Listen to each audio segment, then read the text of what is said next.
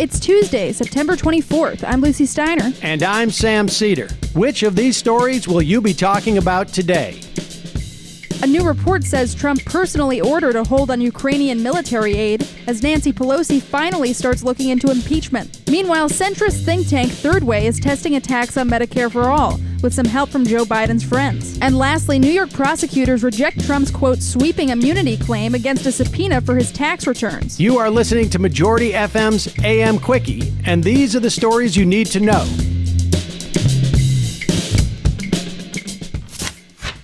The Washington Post reports that President Trump told his acting chief of staff, Mick Mulvaney, to hold back almost $400 million in military aid for Ukraine, at least a week before a phone call in which Trump is said to have pressured the Ukrainian president to investigate the son of former Vice President Joe Biden. The report says administration officials were instructed to tell lawmakers that the delays were part of an interagency process, but to give them no additional information.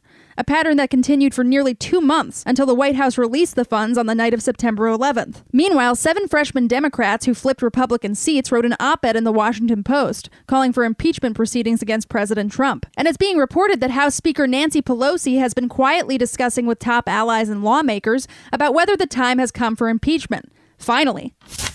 Bloomberg reports that Third Way, everyone's favorite corporate Democrat think tank, has been using a firm with close ties to former Vice President Joe Biden's 2020 Democratic presidential campaign to focus test a tax on Medicare For All. According to Bloomberg, a survey found Democratic primary voters favor the government-run healthcare system by a margin of 79% to 21%, but can be persuaded to oppose it when told the program will raise taxes and threaten Medicare for senior citizens. Third Way executive Jim Kessler told Bloomberg that the poll indicates the healthcare issue could be a winner for Trump. However, the poll, which again the centrist Democrat think tank Third Way commissioned, showed 53% of all voters, a majority, are in favor of Medicare for All.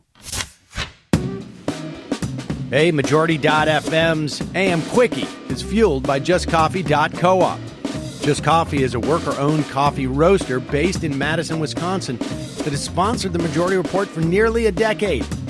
Check out their collection of fair trade roasts, including our own Majority Report blend. And regardless of what you order, receive 10% off of your order when you use the code MAJORITY at checkout. All shipping, of course, is free. That's coupon code MAJORITY at justcoffee.coop.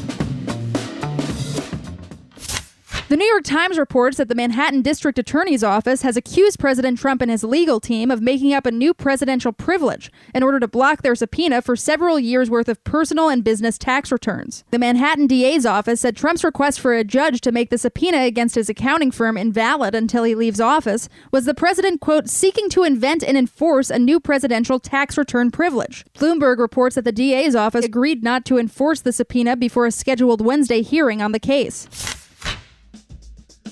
And now for what we're following today, some quicker quickies. Quicker quickie. Officials in Afghanistan told CBS News Monday that dozens of civilians were killed during a raid on Taliban hideouts by U.S. and Afghan special forces in the southern province. Bernie Sanders released a plan that seeks to cancel $81 billion in past due medical bills for Americans. And a new Capital Weekly poll in California finds Elizabeth Warren leading the Democratic presidential field with 29%, followed by Sanders at 21% and Joe Biden at 18%.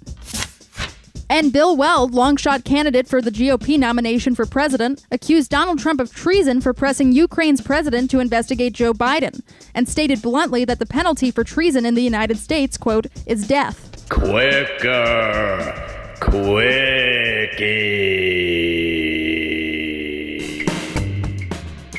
That's it, folks. Thanks for listening to the Majority.fm's AM Quickie. Sam? Hey, thank you, Lucie. Don't forget to check out the Majority Report today at noon or later, wherever your podcasts are found.